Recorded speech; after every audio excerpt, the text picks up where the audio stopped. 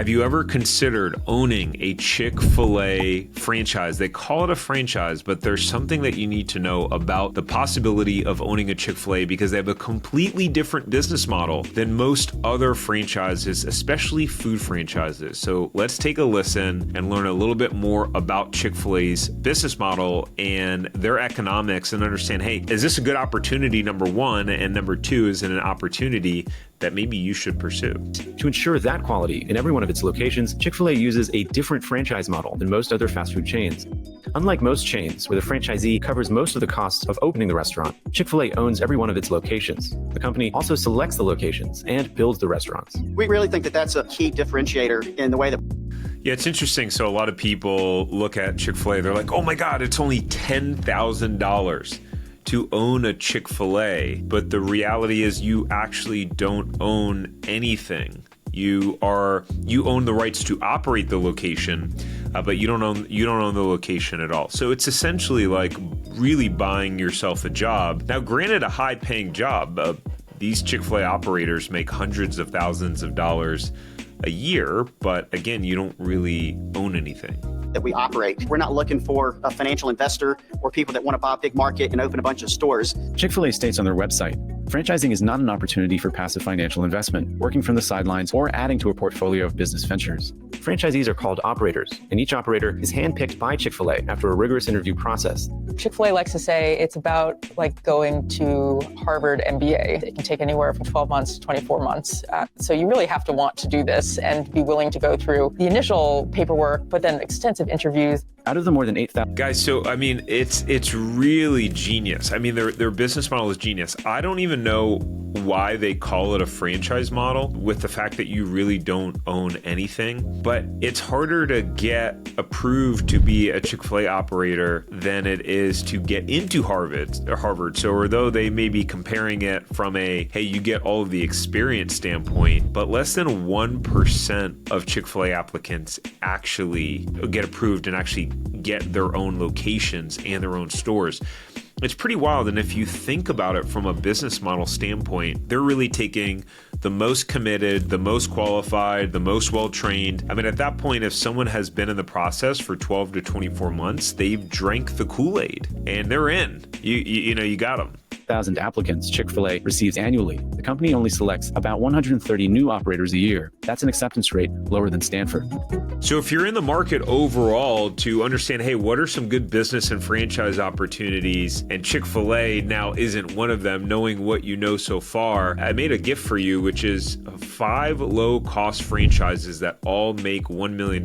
So it's a PDF breakdown of these 5 specific franchises. I made it as a gift for you. Go ahead and grab it for free. The link is in the description below. Or you can go to franchiseempire.com/low cost. All right, let's get back into the video. One of the skills that we really look for is somebody that's really good at developing people. A lot of the stores have over 100 employees. They've got to be really, really good at pouring in and developing people in teams and leadership teams.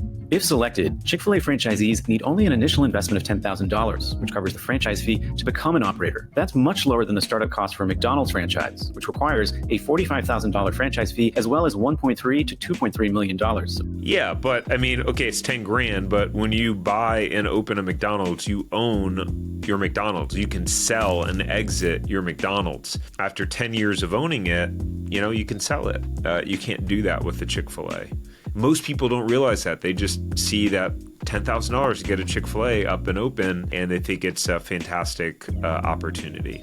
I guess depending upon your goals, it might be. Additional investment. If they're at 10 or 15 locations, it's hard to have that market presence and to really know their team members and the communities that we serve. And we've got a lot of interest to become operators and feel like that model is going to be really important. It's what's gotten us to where we are. Chick-fil-A credits this hands-on approach with the success of its restaurants, which on average make far more off of each location than their competition. Yeah, that source was from 2021. Their average store sales are significantly higher.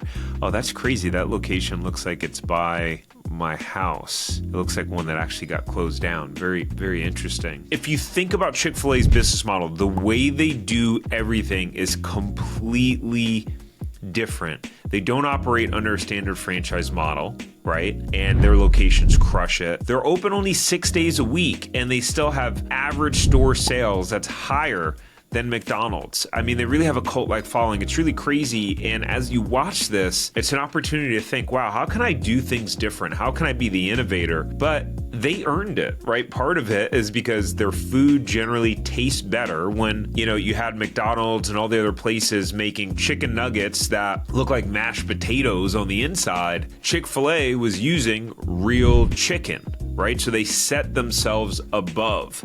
They created a higher standard. When you go in a McDonald's and the service is crappy and you're standing there at the counter waiting to order for 5 minutes and no one has even acknowledged you, yet alone when you go into a Chick-fil-A, they welcome you, they greet you, they say my pleasure. It's just a better experience, and it just shows that quality can beat quantity. For years, Chick-fil-A's footprint was mostly in the Southeast, but today they can be found across the country. They have about 2,600 restaurants throughout the country. They're also located in Canada, and they are opening in Puerto Rico.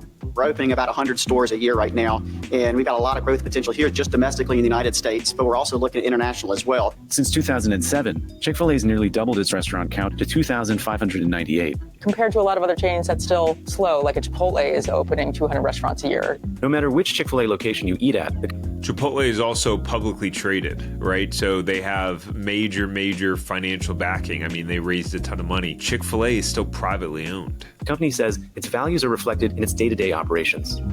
It is a very close culture. They're also invested in its values, which they do say are based on Judeo-Christian values, which you don't have to be a Christian to work there, but they do, take some of these basic values of humility and generosity. And if you want to go to a prayer service while you're there, you certainly can. From its inception, founder Tariq Cathy's Christian faith played a major role in the company's business strategy. It's why Chick-fil-A's are never open on Sunday, not just so workers can attend church, but also so they can rest in general. We feel like we make up for the sales in the Monday through Saturday, and that anticipation of, I can't get Chick-fil-A today, so I want to make sure to go first thing Monday morning. It's also the reason that is a brilliant point. There is something to be said about making your product or service more difficult to access. I mean, and granted, that's not the intention, right? So it's not some sort of manipulation strategy by them. It's authentic. It's authentic to who they are because they believe that you should rest one day a week, and they put their money where their mouth is. And it just shows the potential power of being authentic and genuine to who you are in the way and manner in which you run your business. It can help you wind up winning by doing that, whereas some people might think that it actually backfires on you.